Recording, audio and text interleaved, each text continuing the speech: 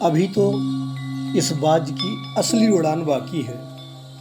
अभी तो इस परिंदे का इम्तिहान बाकी है। अभी तो मैंने लांगा है समुंदर को, अभी तो पूरा आसमान बाकी है। मेरे प्यारे साथियों, आज की ये कहानी हमको सिखाती है कि अगर आपके अंदर जोश है, ताकत है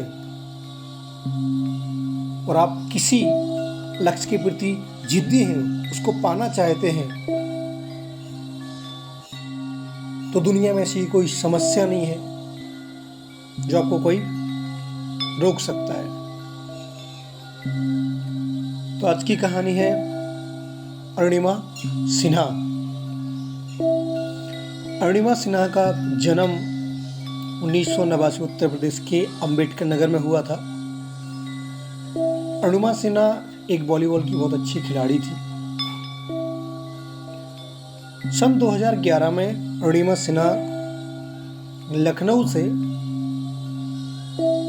दिल्ली जा रही थी ट्रेन पद्मावती से। रात के समय कुछ चोर उनके डिब्बे में आए और अरुणिमा सिन्हा ने एक सोने की चेन पहन रखी थी। अरुणिमा सिन्हा की चेन छीनने की उन लोगों ने कोशिश की और अरुणिमा सिन्हा ने उसका विरोध किया। अरुणिमा सिन्हा का विरोध करने पर उन चोरों ने अरुणिमा सिन्हा को ट्रेन से नीचे फेंक दिया। जब अरुणिमा सिन्हा को नीचे फेंका तब बाजू में सामने से एक ट्रेन आ रही थी। अरुणिमा सिन्हा जाके उस ट्रेन में टकराई, नीचे गिरी। वो अरुणिमा सिन्हा रेलवे ट्रैक के ऊपर गिरी। रेलवे ट्रैक पे गिरने के बाद रात भर में करीब 20 से अधिक ट्रेनें अरुणिमा सिन्हा के पांव के ऊपर से गुजरती रहीं। अरुणिमा सिन्हा बेहोश हुई। सुबह जब लोगों ने देखा तो अरुणिमा सिन्हा को दिल्ली के एम्स में भर्ती कराया गया।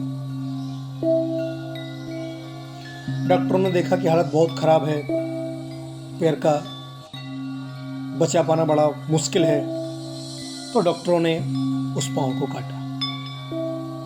दूसरे पांव में रॉड डाली। जब अरुणिमा सिन्हा को होश आया तो अरुणिमा सिन्हा ने लोगों के बारे में कहीं न्यूज़पेपर से कुछ अपने बारे में गलत अफवाहें सुनी। अरुणिमा सिन्हा के पास टिकट नहीं थी, अन्य कुछ भी चीजें। तो अरुणिमा सिन्हा ने उस समय ये निर्णय लिया कि जब लोग हमारे इस दुख में इस प्रकार की बातें करते हैं तो हमें इसका जवाब देना है। मेरे साथियों, अरुणिमा सिन्हा दिल्ली एम्स में 4 महीने इलाज हेतु रही। 4 महीने के बाद जब जैसे ही अरुणिमा सिन्हा को छुट्टी मिली, तो छुट्टी मिलने के बाद कोई भी अपने घर जाता है, लेकिन अरुणिमा सिन्हा घर नहीं जाके जमशेदपुर गई और बछेंद्री पाल से मिली। बछेंद्री पाल से अरुणिमा सिन्हा ने बोला कि मैडम, मुझे माउंट एवरेस्ट क्लाइंबिंग करनी है। अरुणिमा सिन्हा ने बोला कि इस कंडीशन में? अरुणिमा, तूने माउंट एवरेस्ट तो क्लाइंब कर लिया है, बस अब लोगों को दिखाना बाकी है। और अरुणिमा सिन्हा ने Nehru institute of mountaineering institute में दाखिला लिया और लगभग 1.5 से 2 साल की प्रैक्टिस के बाद अरुणिमा सिन्हा ने 2013 में माउंट एवरेस्ट पर चढ़ने का निर्णय लिया। उनका वो साहस, ये शौर्य, ये वीरता की अद्भुत निशानी है। अरुणिमा सिन्हा ने जैसे ही माउंट एवरेस्ट पे चढ़ना शुरू किया,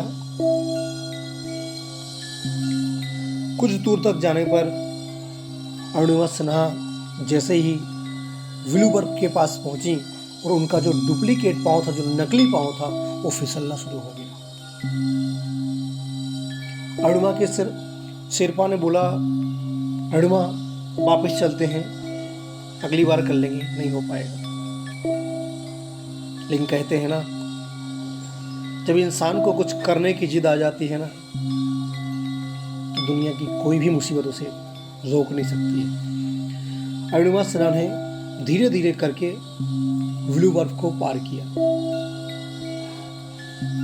वह कैंप 3 तक पहुंच गई। उसके बाद साउथ पोल समिट की बारी थी। दिन में वेदर खराब था। अरुणिमा सिन्हा ने प्लान किया कि हम रात में चलेंगे, और अरुणिमा सिन्हा ने रात में करने का निर्णय किया। अरुणिमा सिन्हा के जिस रूप में अरुणिमा सिन्हा थी, उसी रूप में आगे भी कई एवरेस्ट क्लाइंबर थे।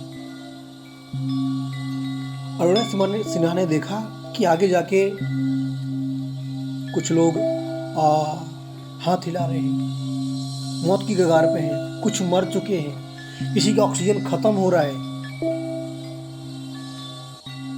अरुणिमा सिन्हा वहां 10 मिनट रुकी। अरुणिमा सिन्हा ने सोचा कि शायद मेरी जिंदगी का आखिरी दिन होगा। इतने में अरुणिमा सिन्हा के शेरपा ने आवाज दी, अरुणिमा, हमारा भी ऑक्सीजन का सिलेंडर खत्म हो रहा है, हम वापस चलते हैं, जिंदगी की तो फिर से चल रही है। अरुणिमा सिन्हा ने मन में सोचा कि नहीं, अगर हम किसी लक्ष्य के इतने नजदीक आने के बाद अगर वापस जाते हैं तो शायद परमात्मा हमको दूसरा मौका नहीं देगा।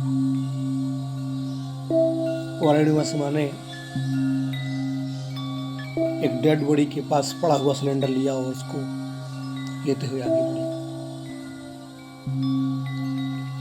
करीब 2 से 2.5 घंटे चलने के बाद अरुणिमा सिन्हा माउंट एवरेस्ट की चोटी पर थी। और उस वक्त अरुणिमा सिन्हा लगातार 52 दिनों माउंट एवरेस्ट पर क्लाइंबिंग करने के बाद विश्व की प्रथम विकलांग पर्वतारोही महिला बनी। और उसके बाद अरुणिमा सिन्हा ने 2016 में दक्षिण America, mount Vinson, Europe, mount Elbrus और ओशनिया कैल्सुस का जैसे दुर्गम पहाड़ों पर क्लाइंबिंग की। अरुणिमा सिन्हा को